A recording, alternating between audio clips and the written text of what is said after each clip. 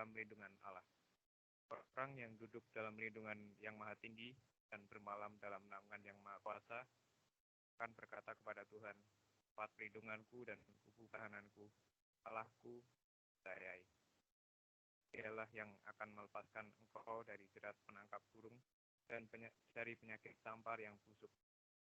Dengan kepaknya akan engkau, bawah sayapnya engkau akan berlindung. Kejayaannya ialah perisai dan pagar tembok. Engkau tak usah takut terhadap kedahsyatan malam, terhadap panah yang terbang di siang, terhadap penyakit tampar yang berjalan di dalam gelap, terhadap penyakit menular yang mengamuk waktu petang. Walau 1.000 orang rebah di sisimu dan 10.000 di sebelah kananmu, tapi itu tidak akan menimpamu. Kau hanya menontonnya dengan matamu sendiri dan melihat pembalasan terhadap orang-orang fasik. Sebab Tuhan ialah tempat perlindunganmu, telah kau buat tempat malapetaka tidak akan menimpa kamu, dan tulah tidak akan kepada. Sebab malaikat-malaikatnya akan diperintahkannya padamu, jaga engkau jalan-jalanmu. Mereka akan menantang engkau di atas tangannya, supaya kakimu jangan terantuk kepada batu. Dan ular tedung akan kau langkahi. Kau akan menginjak anaknya dan ular naga. Hatinya melekat kepadaku, aku akan melukanya. Aku akan membentenginya, sebab ia mengenal namaku. Bila berseru padaku, aku akan menjawab. Aku akan menyertai dia. Katakan, aku akan meluputkannya. Dengan panjang umur akan kukenyangkan dia, dan akan kuperlihatkan padanya keselamatan daripada kesehatan hati. Kami, karena engkau kami untuk kita dalam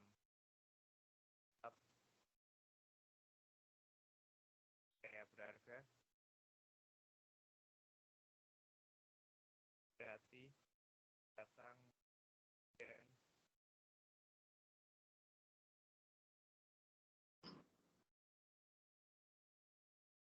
perhatian, tahan dan biasa terarah kepada karena rahmat kejadian dan kesetiaan bagi Allah agar mampu mendapat kepada rahmat persekutuan kekuatan bagi mereka yang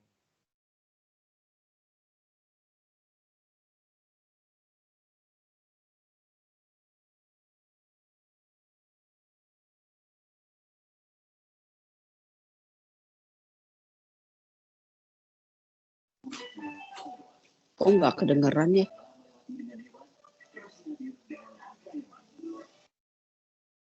dan kembali. Rahmatmu melimpah atas kami semua dalam namamu, sebab dengan mendengarkan dan merenungkan kamu, kami memperoleh kekuatan untuk menghadapi hari. Hari ini kami sekarang Kristus.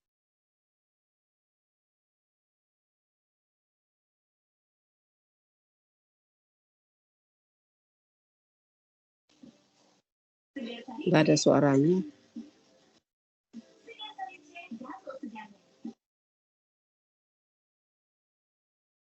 Oke, Bapak dan Ibu, maaf sepertinya Ivan ada kendala dengan, saya kurang tahu suaranya, speakernya atau apa. Tapi puji Tuhan, saya percaya kita semua sudah membuka PA ini dengan doa dan juga dengan Mazmur 91. Kita mulai aja ya.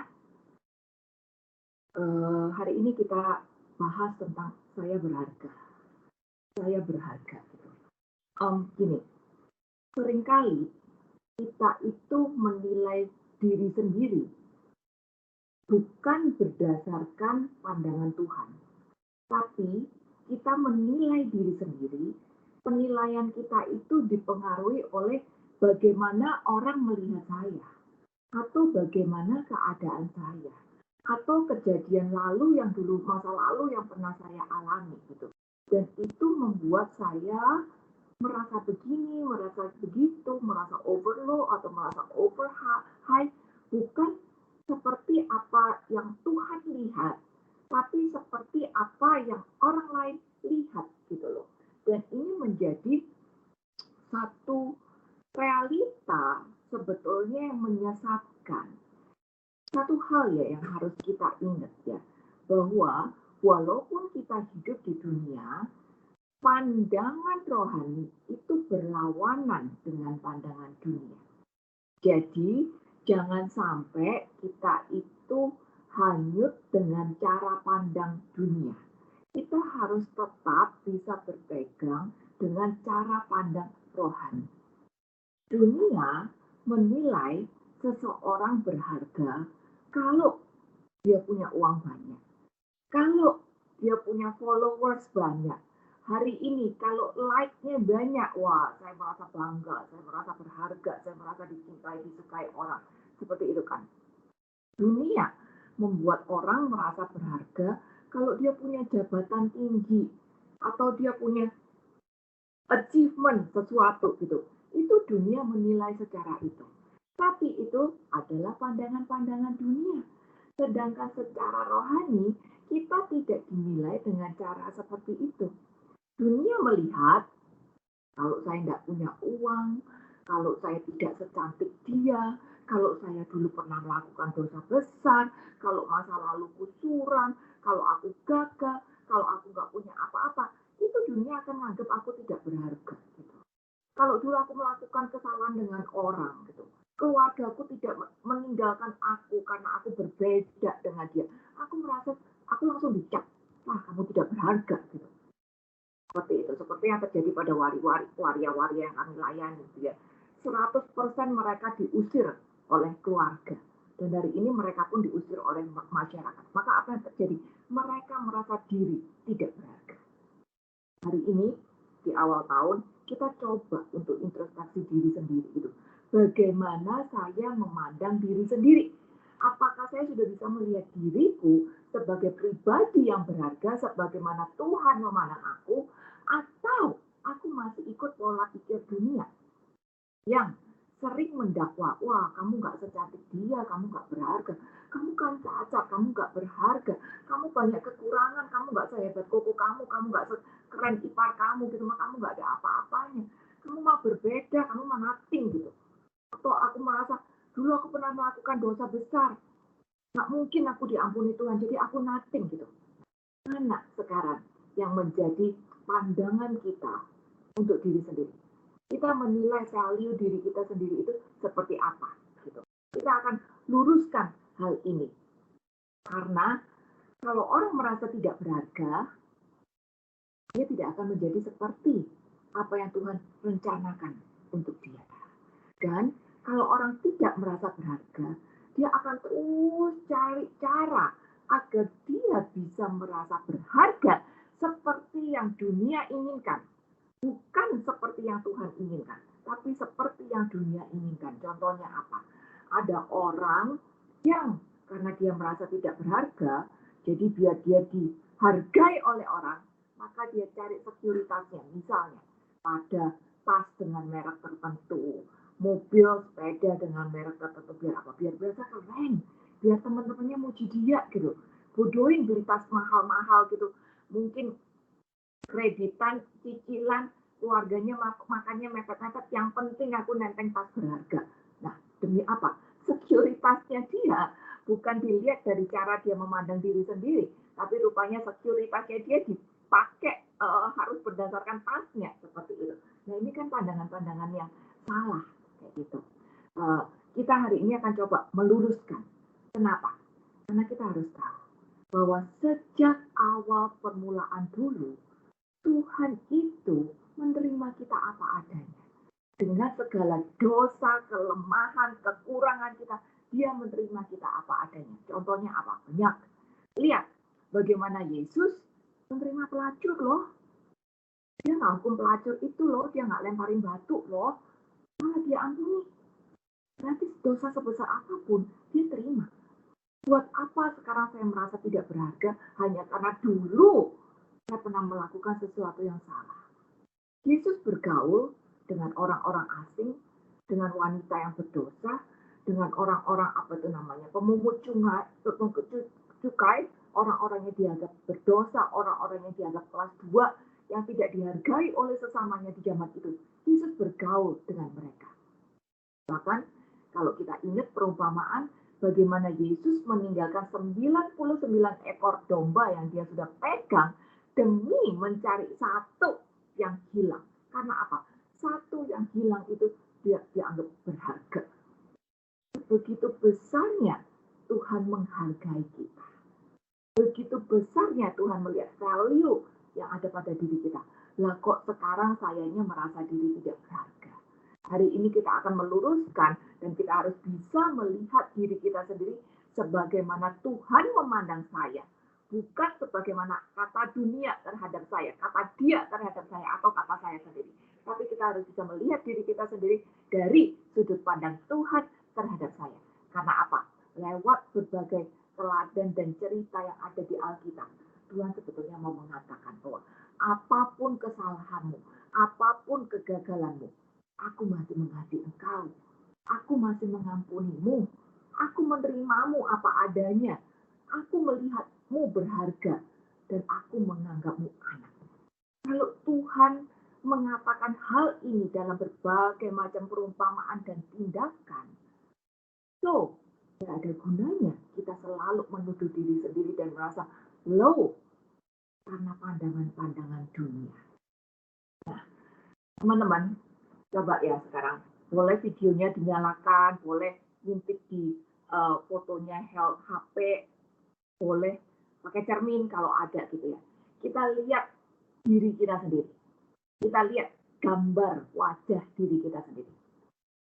Coba pada waktu kita melihat wajah diri kita sendiri, nggak tahu di HP, nggak tahu di video ini atau di cermin kalau ada di dekatnya. Siapa yang saya lihat? Siapa yang saya lihat? Saya melihat saya yang minder, saya melihat saya yang cacat, tidak sehebat dia. Saya melihat diri sebagai orang yang pernah gagal, jatuh secara ekonomi, berbeda dengan dia, tidak secantik dia. Saya melihat diri sebagai orang yang mungkin selalu dilabel oleh keluarga sesama. Mungkin dikata, kamu hitam, kamu kok hidungnya pesek, kayak seperti itu gitu. Siapa yang saya lihat di cermin itu? Siapa? Lalu, coba sekarang kita bayangkan, kalau yang memandang kita di cermin itu bukan saya, tapi wajah Tuhan sendiri yang sedang memandang saya. Dia akan memandang kita dengan pandangan seperti ini. Ini gambar ya, boleh dilihat. Dia akan memandang kita dengan pandangan seperti ini.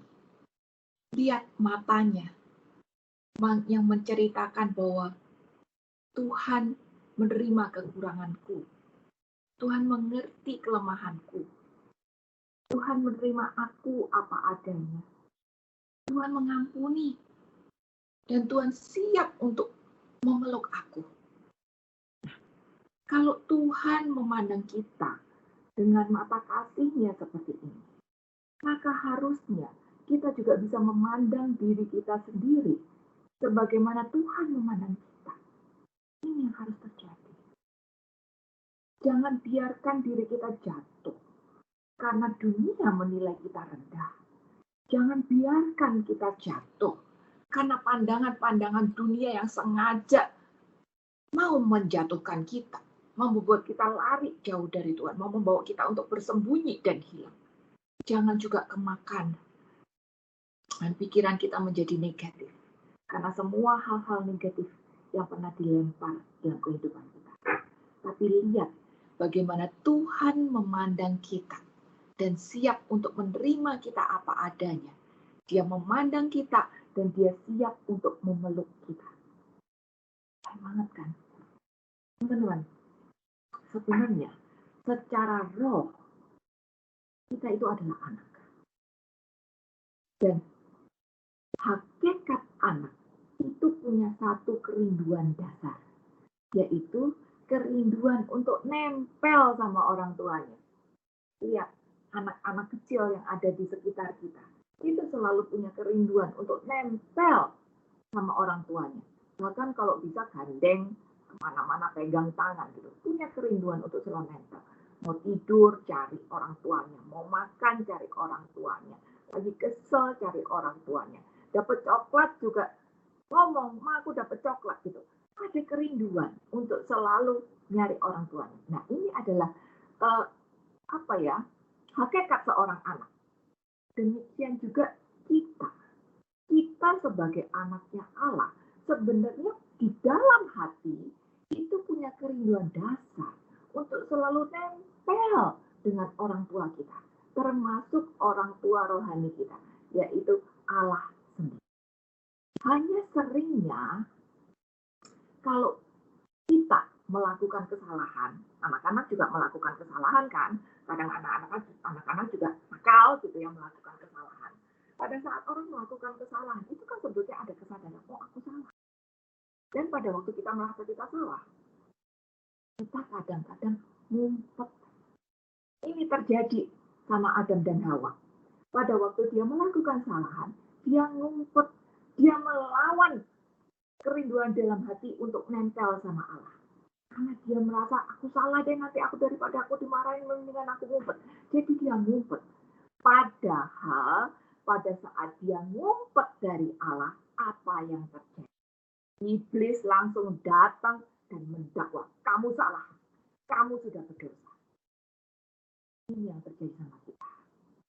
Kalau kita melakukan kesalahan, itu sebetulnya wajar gitu sebagai manusia. Tapi jangan sampai kita malah ngumpet. Justru kita harus melawan rasa takut itu. Ingat, kalau Tuhan tidak mau kita takut, kita harus lawan rasa takut dan rasa bersalah itu tadi. Jangan kita bersembunyi, tapi malah kita harus menjawab dorongan hati kita untuk nempel, dekat lagi sama orang tua kita. Kenapa? Karena kalau kita ngumpet, iblis akan datang dan dia akan mulai mendakwa kita. Kamu salah. Udah jangan dekat-dekat sama Allah lagi. Kamu sudah berdosa kan? Malu tahu? Sembunyi aja deh gitu. Itu memang tugasnya iblis. Iblis itu tugasnya mendakwa. Tapi semakin kita ngumpet, semakin kita akan didakwa dan dicuri oleh iblis itu tadi. Jangan sampai kita ngumpet. Apapun kelemahan, kesalahan, dosa yang pernah kita lakukan, kita tetap harus menjawab dorongan hati kita sebagai anak yang rindu makin dekat sama Allah. Sehingga apa? Sehingga kita tidak jatuh pada intimidasi atau dakwaan dunia yang terus memojokkan kita, tapi kita bisa melihat bagaimana Allah menganggap kita berharga. Bagaimana Allah tetap menyayangi dan mengampuni kita, walaupun iya kita pernah jatuh. Jangan sampai kita sembunyi di dalam gelap dan makin terpuruk oleh dosa. Tapi bangkit, mendekat kepada terang, dan lepaskan diri dari dakwaan iblis. Ingat bahwa Tuhan menganggap kita berharga, apapun keadaannya. Ada banyak bukti di dalam Alkitab yang menyatakan hal ini. Coba kita lihat di Keluaran 1 ayat 26. Keluaran 1 ayat 26. Ini ayat yang sudah hafal mungkin semuanya. Berfirmanlah Allah, baiklah kita menjadikan manusia menurut gambar dan rupa kita, supaya mereka berkuasa atas ikan-ikan di laut dan burung-burung di udara dan di atas ternak dan di atas seluruh bumi dan di atas segala binatang melata yang merayap di bumi. Kita selalu garis bawahi kata-kata menurut gambar kita.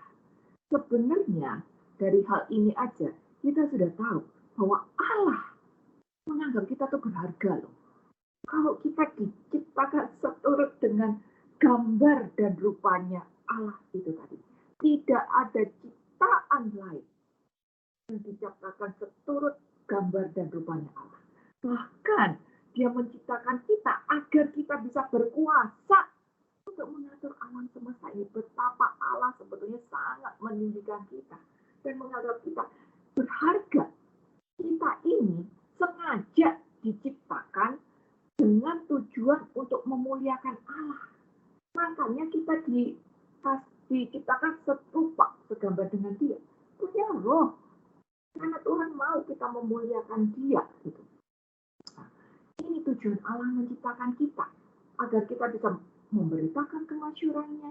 Kita bisa memanifestasikan kerajaannya. Agar kita bisa menikmati cintanya. Jadi Tuhan itu menciptakan kita sebagai objek cinta Allah. Artinya, saudara, kalau kita diciptakan serupa dan gambar dengan Dia untuk bisa menikmati cintanya sebagai objek cintanya, lah kok sekarang saya yang menganggap diri nggak berat? Aku nggak pernah didengerin orang, aku selalu terbelakang, aku nggak pernah dapat mencapai prestasi apapun, hidupku selalu kekurangan. Buat apa? Ingat ayat ini, Tuhan menciptakan kita serupa dan segambar. Tuhan menciptakan kita sebagai objek cintanya. Jangan lagi kita memandang diri salah, tapi kita harus bisa memandang diri kita sebagaimana pencipta kita memandang kita. Yaitu pribadi yang serupa dan segambar dengan Dia yang adalah objek cintanya. Teman-teman, pada saat Tuhan menciptakan kita, ini semua pasti pernah buat prakarya kan ya. Pada waktu kita melakukan sesuatu dengan tangan kita, nggak tahu bikin prakarya kek, nggak tahu bikin paper kek gitu ya, kan kita pasti merasa, oh ini kerjaanku nih, memang nggak sempurna banget gitu, tapi ini kerjaanku gitu, dan aku puas dan aku bangga gitu. Kita kalau membuat sesuatu pasti merasa seperti itu. Ada sentimental value-nya. Dan itu membuat benda itu menjadi berharga. Demikian juga Tuhan terhadap diri kita. Tuhan menciptakan kita bukan cuma dengan sabda loh, Dia bekerja dengan tangannya. Kejadian 2 ayat 7. Ketika itulah Tuhan membentuk manusia itu dari debu dan tanah. Jadi Tuhan nggak sekedar ngomong, Dia membentuk kita dengan tangannya. Maka buat Tuhan, kita ini ciptaan yang berbeda. Dia punya sentimental value terhadap kita. Kita berharga. Coba, aku nggak tahu Bapak dan Ibu teman-teman pernah bikin apa. Aku punya apa nih? Aku punya ini. Aku buat ini dari kain perca. Belakangnya aja cuman pakai kalender bekas gitu ya. Lemnya sebetulnya berantakan. Bentuknya juga tidak sempurna, tidak bagus gitu ya. Dia tidak bisa berdiri dengan tegak, ada yang kendor, ada yang jahitannya kuat, apa segala macam. Tapi aku punya sentimental value terhadap ini. Kenapa? Karena ini aku usahakan sendiri.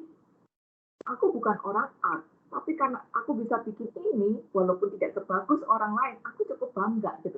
Jadi aku simpan sesekali aku pakai. Gitu. Tuhan menciptakan kita dengan tangannya. Bukan hanya dengan tangannya, tapi Dia ciptakan kita dengan roh yang serupa dengan segambar dengan Dia. Jadi Dia punya sentimental value terhadap kita. Kita berharga di matanya. Kita ada miliknya sendiri. Tuhan, ada ayat Mazmur 139 ayat 130. Dia katakan bahwa Tuhan yang menenun kita di dalam kandungan. Demikian berharganya kita di mata Tuhan. Maka jangan sampai kita jatuh pada dakwaan iblis atau kita menilai diri sendiri jadi sesuatu yang salah. Karena Tuhan memandang kita berharga. Bapak dan Ibu, mungkin sebagai manusia sesekali kita pernah merasa, loh, kok aku nggak ada yang perhatiin ya, nggak ada yang WA aku, kok aku nggak sebagus dia ya, kok aku gagal lagi ya, kok aku selalu dia itu. Mungkin sebagai manusia kita pernah merasa, loh, Dan pada saat kita merasa low itu tadi, Tuhan memberikan surat cintanya kepada kita. Yesaya 43 ayat 1-7. Ini ayat boleh dibatasin Alkitabnya sehingga setiap kali kita butuh, kita bisa baca surat cinta ini. Yesaya 43 ayat 1-7. Allah adalah satu-satunya penebus.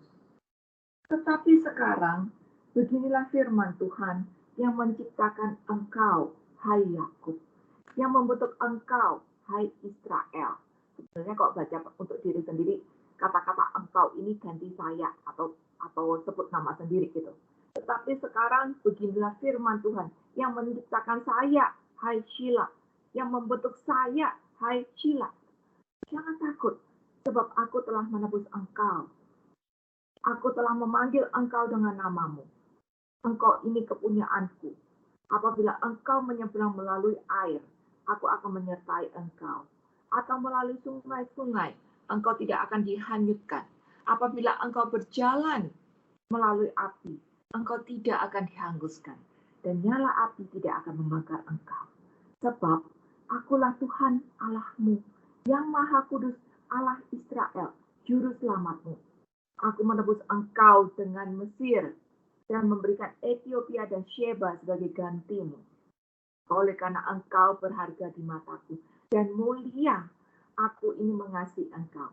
Maka aku memberikan manusia sebagai gantimu dan bangsa-bangsa sebagai ganti nyawamu.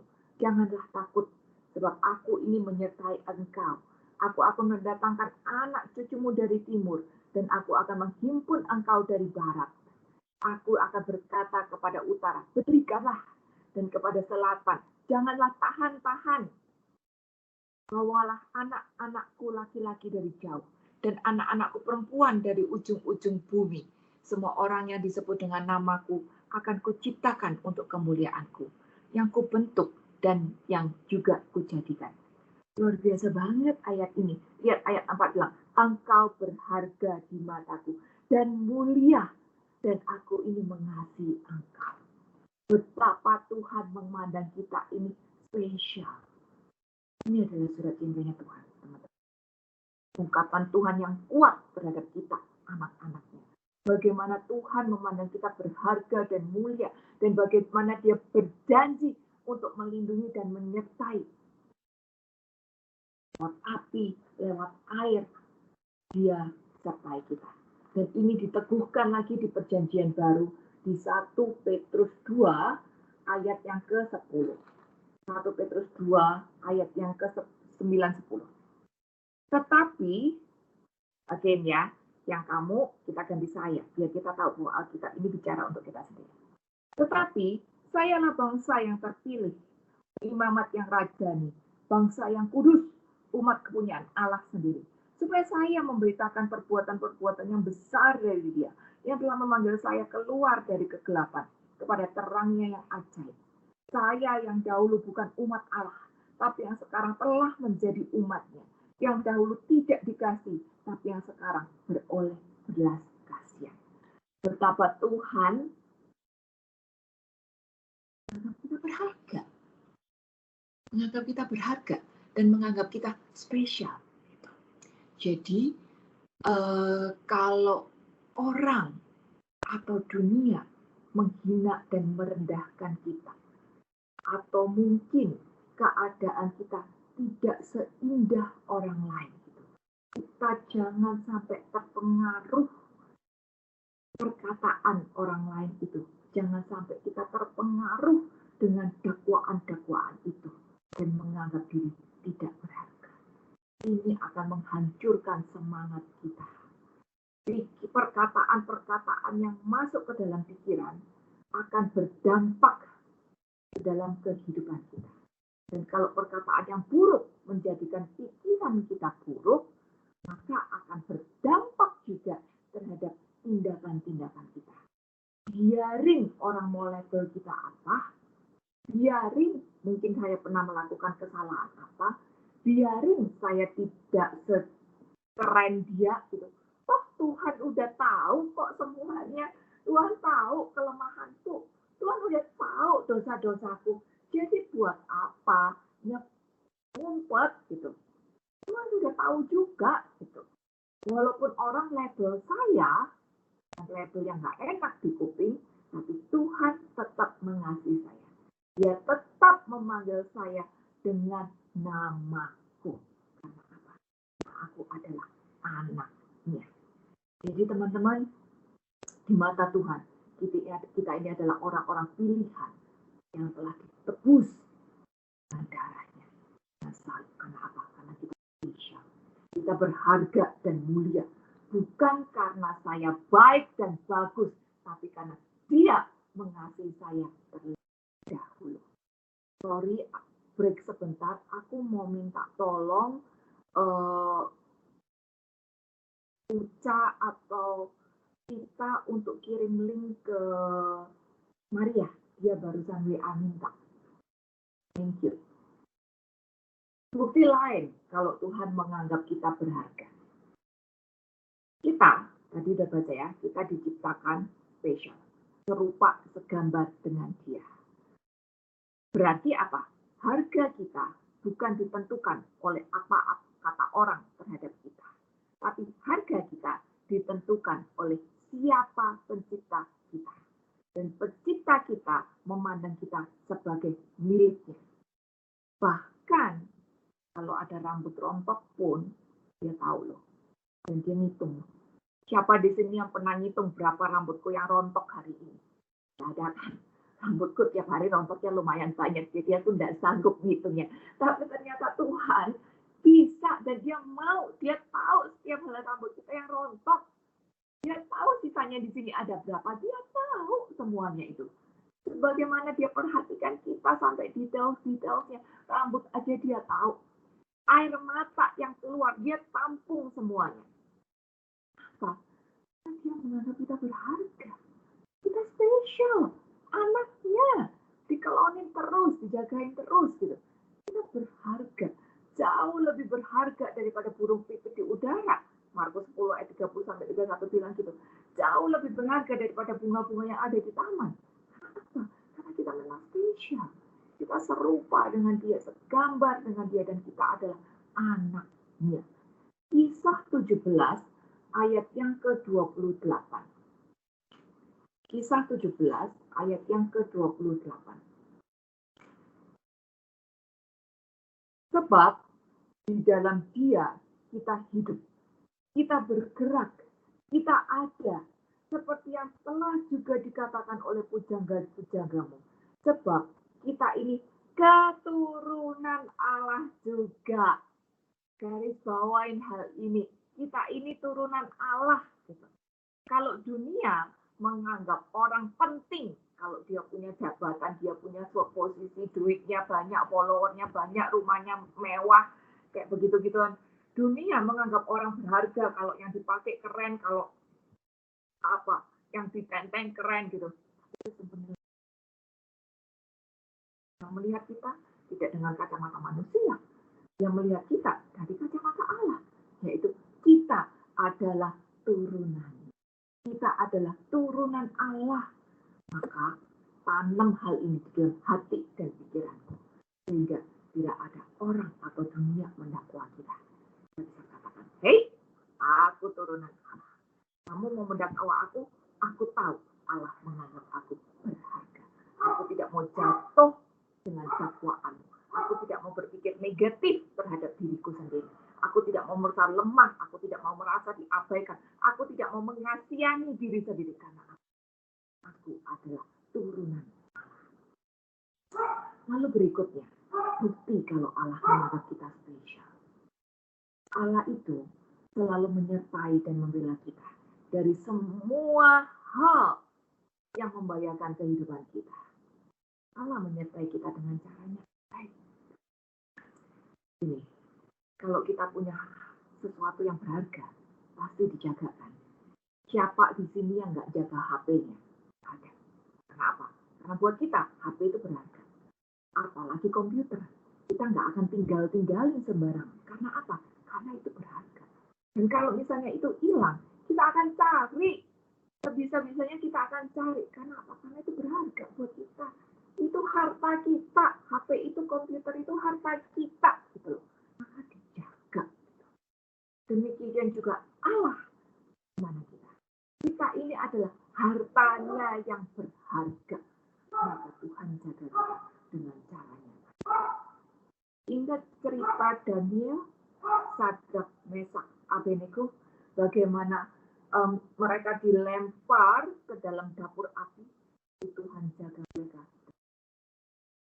Itu pula yang terjadi di dalam kehidupan kita.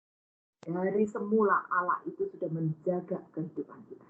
Mungkin kalau kita flashback sekarang, kita lihat kehidupan kita yang lalu, 5 tahun lalu, 10 tahun, 20 tahun yang lalu.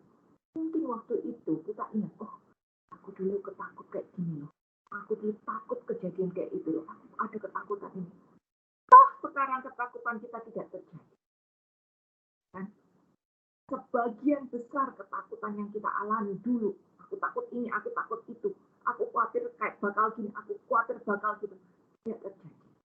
Kalaupun kita mengalami sesuatu yang tidak enak, gitu ya, itu bukan berarti Allah tidak memagari kita. Itu bukan berarti Allah tidak menyertai kita. Setiap ujian yang Tuhan izinkan terjadi di dalam kehidupan kita, tetap Dia ada di situ untuk menyertai kita, untuk memagari kita, untuk mendewasakan kita, untuk menguatkan kita, dan untuk menghibur kita. Jadi, tidak akan pernah sendiri. Kenapa? Karena aku adalah hartanya. Maka saya Dia pagari. Maka saya diluputkan dari banyak hal yang akan membinasakan aku. Tuhan jaga. Jadi teman-teman, kalau hari ini kehidupan kita baik-baik aja, itu karena Tuhan meluputkan kita. Tuhan jaga kita dengan caranya aja. Saya mungkin tidak tahu, saya mungkin tidak merasa, saya mungkin tidak bisa kelihatan. Tapi Tuhan tetap bekerja untuk menjaga kita. Ini janjinya. Dia tidak pernah berjanji kehidupan akan selalu gampang. Bukan berarti cobaan tidak ada. Daniel pun dilempar ke dalam dapur api. Dia pun juga merasakan ketakutan. Mungkin anget-angetnya api juga gitu. Tapi bagaimana Tuhan jaga dia. Dan dia baik-baik saja. Itulah penyertaan Tuhan dalam kehidupan kita. Dia tetap ada. Walaupun kita pernah mengalami sesuatu yang tidak enak. Tuhan tetap jaga kita. Karena kita adalah hartanya. Mazmur 139 ayat 13 sampai 16.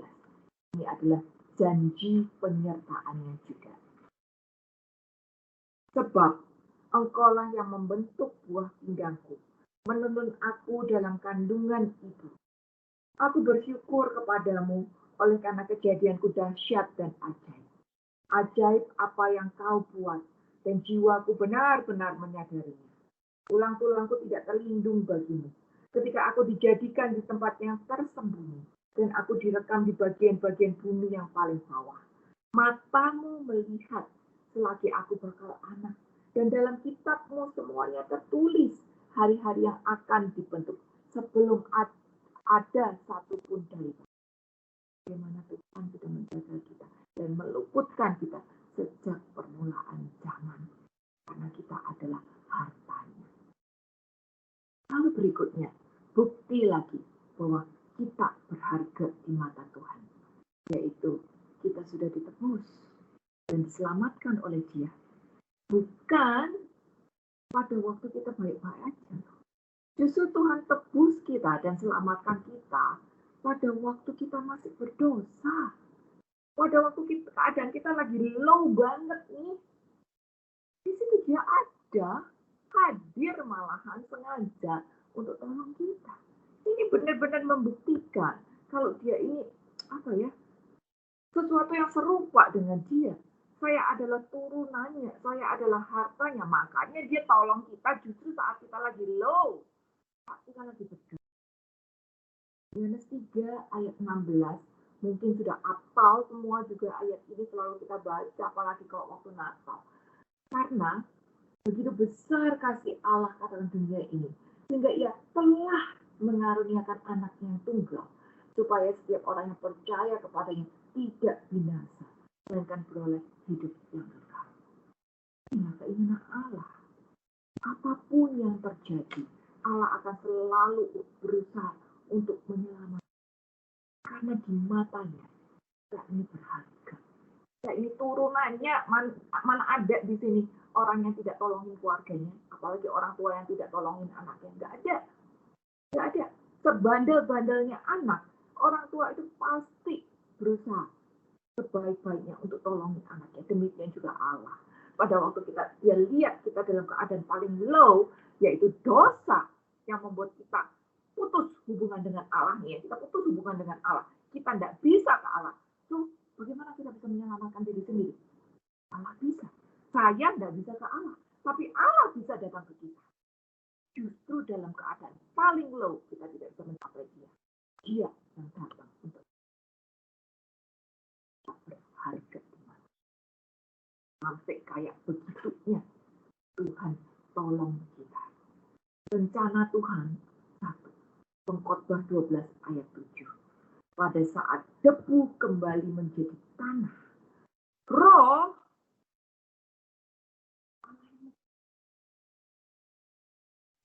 kita adalah satu-satunya makhluk ciptaannya punya roh yang segambar serupa dengan dia, makanya kita berharga. Dan dia mau roh yang ada di sini kembali lagi kepada dia. Ini yang dia mau. Dia tidak mau roh kita mengalami kebinasaan. Makanya dia sampai turun. Saat kita tidak bisa naik, dia yang turun.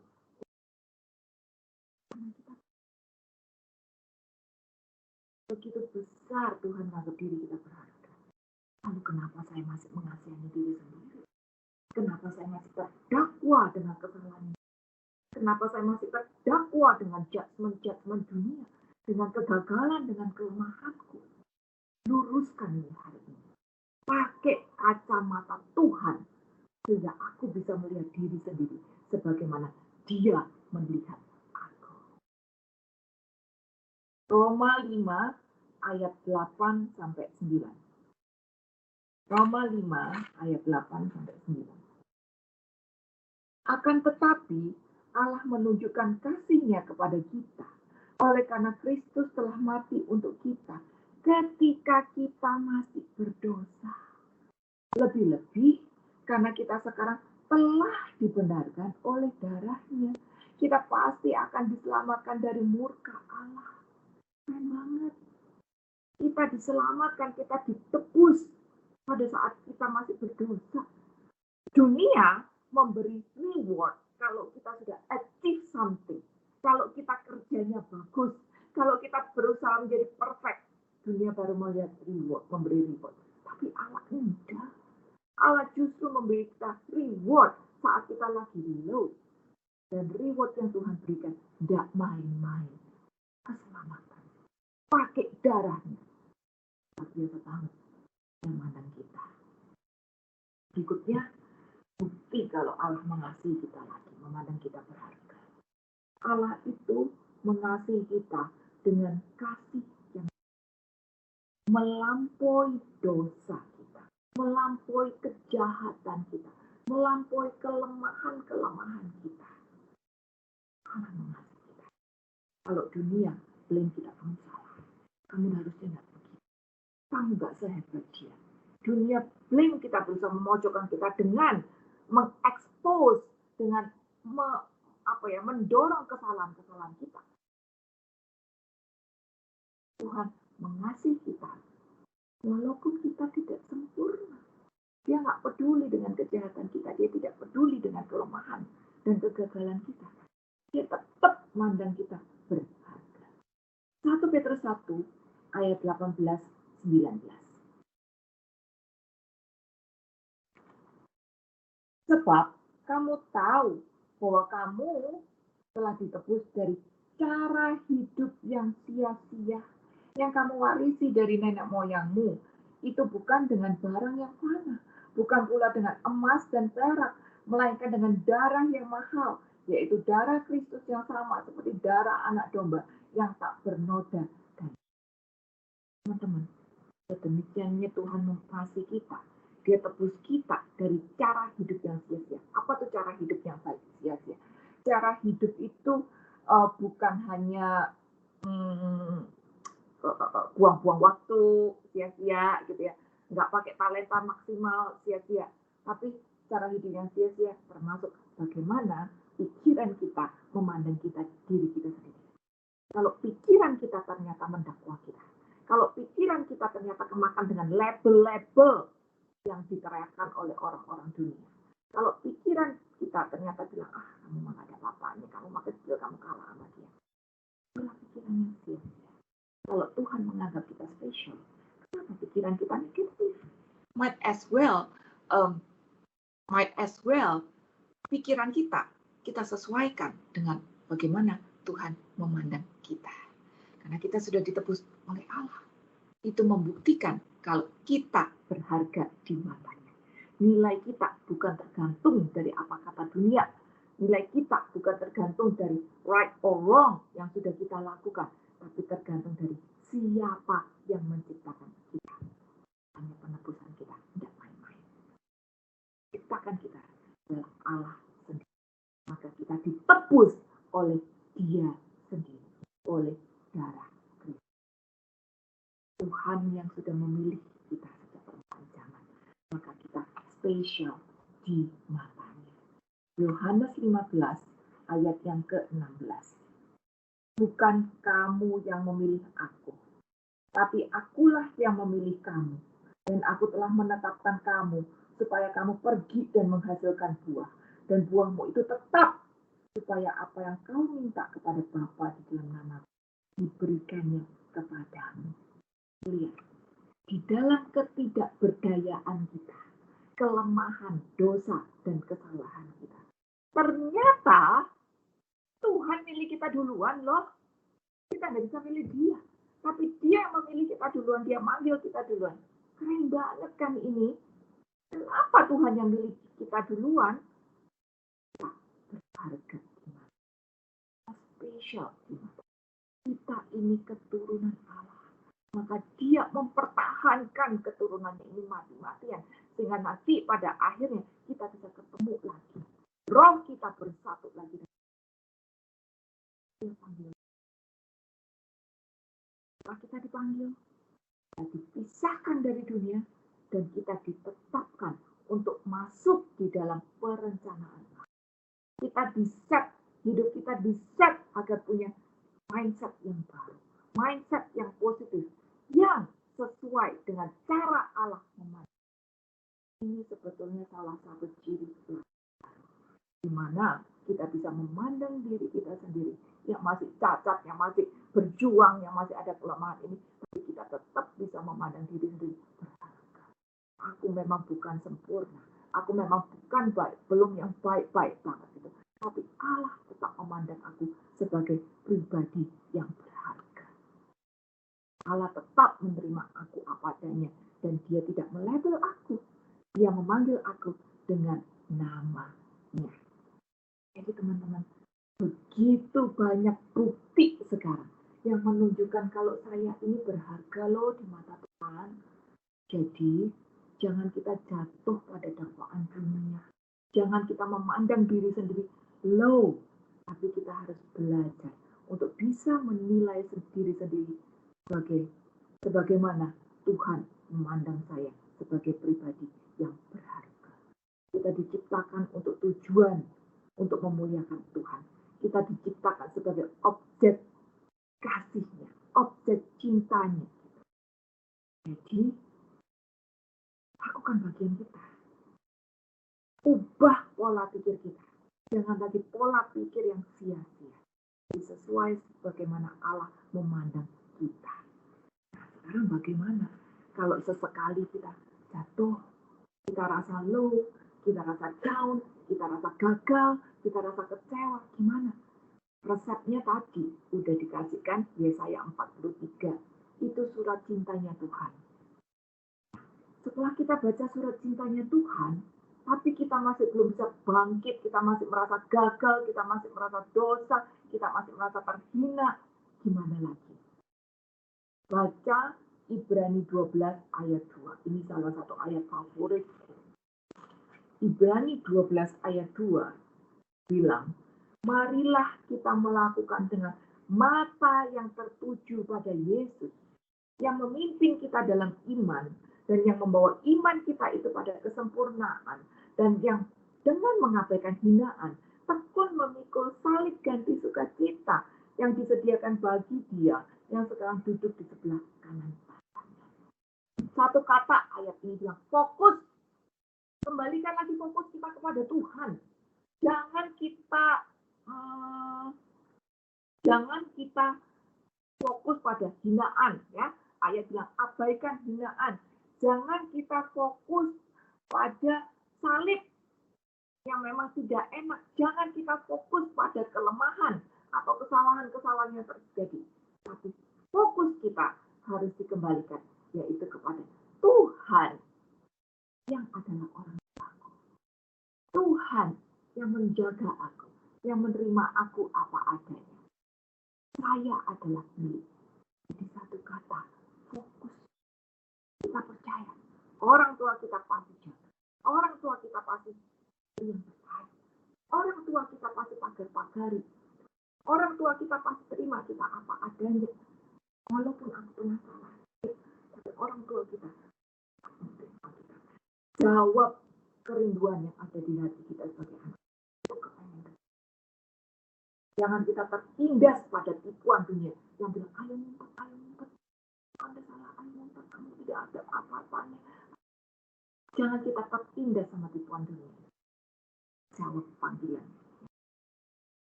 Kerinduan untuk datang kepada dia lebih dekat lagi. Lalu, ayat yang terakhir, kita harus ingat identitas kita. Kalau kita mau bangkit dari pikiran-pikiran salah, kita mau bangkit dari keterpurukan, kita mau bangkit dari dakwaan-dakwaan, dan kita mau belajar untuk melihat diri kita sebagai pribadi yang berharga, sebagaimana Tuhan pandang kita. Satu tadi, baca surat cintanya, Yesaya 43, kembalikan fokus kita, Ibrani 12 ayat 2, lalu yang terakhir, kita harus tahu identitas kita. Ulangan 7, ayat yang ke-6. Ulangan 7, ayat yang ke-6. Sebab, engkaulah umat yang kudus bagi Tuhan Allahmu. Engkaulah yang dipilih oleh Tuhan Allahmu dari segala bangsa di atas muka bumi untuk menjadi umat kesayangannya. Ayat ini identitas kita. Kalau di dunia kita punya KTP ya, dengan tulisan nama, tanggal lahir, dan alamat kita, kewarganegaraan kita. Ulangan 7 ini adalah KTP surgawi kita. Dan KTP surgawi kita bilang bahwa saya itu siapa? Saya ini adalah umat yang kudus bagi Tuhan. Saya ini, identitas saya ini sudah dipilih oleh Tuhan. Dari segala bangsa, saya ini dipilih. Untuk apa saya dipilih? Agar saya bisa menjadi objek cintanya. Inilah KTP kita. Kalau kita ingat identitas kita, kita tanam identitas kita sebagai anak Allah ini tadi, sebagai objek cinta Allah dalam hati dan pikiran kita. Ya. Situasi di luar boleh berubah. Orang luar boleh label saya. Mungkin saya pernah mengalami kegagalan, penolakan. Tapi kalau saya ingat identitas kita ini siapa, maka perilaku kita akan tetap terjaga. Saya tidak akan lagi memandang diri saya rendah. Saya tahu siapa saya di mata Tuhan. Teman pasti pernah baca cerita tentang duit 100.000 yang lecek kan? Duit 100.000 yang lecek, basah kek, sobek kek, kerampel kek, debuan kek, habis diuntel-untel segala macam. Selama itu duit 100.000 asli, dia akan tetap nilainya. Dengan hidup kita. Mungkin hidup kita kerampel, mungkin ada sobek, cacat sini, bopeng sana, ada kelemahan, ada kotor juga, pernah diinjek-injek juga, gitu ya. Ada yang dilecehkan, ada yang apa segala macam, bagus. Tapi selama kita adalah asli anaknya Allah, Nilai kita sama di mata Tuhan. Kita berharga. Jadi kita harus bisa mandang diri kita sendiri sebagai anak Allah yang berharga. Contohnya Yefta. Yefta itu anak dari gundik. Jadi dia banyak dilecehkan oleh saudara-saudara tirinya. Anak haram lah, kamu bukan keluarga lah, kamu gak dapat apa-apa, kamu bukan seharusnya ada di sini, gak akan dapat apa-apa, kamu bukan siapa-siapa. Pada saat perkataan-perkataan yang melecehkan itu masuk ke dalam pikiran Yefta, dia mengaku diri, aku bukan apa-apa, aku kan cuma anak yang gundik, aku memang gak berhak jadi anak, aku gak bakal dapat apa-apa. Maka apa yang terjadi? Pikiran negatif masuk, tindakan yang menjadi perang. Tuhan menganggap Yefta sebagai anaknya yang berharga. Maka Tuhan suruh Israel panggil Yefta. Yefta dipanggil, lalu Yefta diminta untuk jadi pemimpin. Pada saat dia diminta untuk menjadi pemimpin, Yefta mulai melihat dirinya. Oh, aku bisa, aku kepake, ternyata aku berharga, ternyata aku gak sejelek apa yang aku pikir, ternyata aku ada positifnya juga. Dan dia mulai memandang diri sebagai pribadi yang berharga, dan dia melakukan pekerjaan. Akhirnya dia menjadi pahlawan. Inilah kita. Apa yang masuk ke dalam pikiran kita, ini akan menuntun tindakan kita selanjutnya. Maka hari ini pastikan pikiran kita lahir baru. Bukan lagi pikiran-pikiran sia-sia sesuai dengan label-label dunia. Kita harus mengerti bagaimana Allah memandang kita ini. Perbaharui pikiran kita sehingga tindakan kita juga berubah. Pandang diri kita sebagai pribadi yang berharga, sebagaimana Allah memandang kita. Walaupun kita pernah gagal, walaupun kita belum sempurna, Allah tetap mencintai dan memagari kehidupan kita. Contoh lain, ingat wanita Samaria yang ngambil air siang-siang? Itu kenapa? Karena dia udah kawin berkali-kali. Karena dia wanita. Karena dia orang Samaria. Dia malu sama orang-orang. Makanya ngambil air siang-siang. Saat di sumur nggak ada orang. Orang ngambil air tuh pagi-pagi. Masih adem atau sore-sore kan. Tapi dia siang-siang. Kenapa? Karena dia nggak mau ketemu orang. Karena seluruh orang sudah melabel dia. Melecehkan dia. Betapa low dia memandang diri. Tuhan datang. Ngobrol sama dia. Dan langsung dia bangkit. Dia merasa diri berharga. Dia merasa diri dikasihi. Dia merasa diri sebagai orang yang terpilih. Dan apa akibatnya? Tindakannya langsung berubah. Dia nggak lagi memandang diri low. Dia tidak lagi memandang diri, aduh aku jelek, kotor banget lah. Dia nggak gitu. Tapi dia bisa langsung pergi ke pintu gerbang kota dan menceritakan tentang Yesus. Itulah Anda dan saya. Kita berdosa, kita lemah, kita ada kesalahan. Tapi Tuhan memanggil kita dengan caranya yang ajaib. Sehingga kita bisa melihat diri sendiri sebagaimana Dia melihat. Agar kita bisa kembali ke tujuan kita yang semula, yaitu untuk memanifestasikan kasih Tuhan kepada orang-orang di sekitar. Kita bisa melakukan tugas perutusan kita untuk menceritakan Yesus kepada orang-orang di sekitar kita. Dan pada akhirnya nanti roh kita bisa kembali kepada Allah Bapa yang menciptakan kita. Jadi teman-teman, kita berharga bukan karena wajah kita, atau uang kita, atau kedudukan kita. Tapi kita berharga karena kita diciptakan oleh Allah sendiri, segambar serupa dengan Dia. Dan Dia mengasihi kita dengan kasih-Nya yang kekal. Bahkan kita dipanggil sebagai turunan-turunan Allah. Jadi, kita nggak perlu malu atau merasa terdakwa kalau kita belum jadi sempurna. Ini tidak mengurangi kasih Allah kepada kita. Justru semua cacat-cacat itu tadi menunjukkan bahwa saya butuh Dia. Saya butuh belas kasihannya. Saya tidak bisa melakukan ini sendiri. Gitu. Saya butuh gandeng Allah lebih keras lagi agar saya bisa bertumbuh makin sempurna, agar saya bisa menghadapi keadaan ini bersama dengan kekuatannya. Teman-teman, walaupun dunia memandang kita sebelah mata, kita harus ingat bahwa Tuhan memandang kita sebagai biji matanya. Kita lebih berharga daripada apa yang kita sadari. Percaya bahwa kita ini adalah harta kesayangan Tuhan yang Dia jaga. Tuhan selalu mengingat kita dan memberikan penyertaannya kepada kita. Karena kita berharga di mata Dia.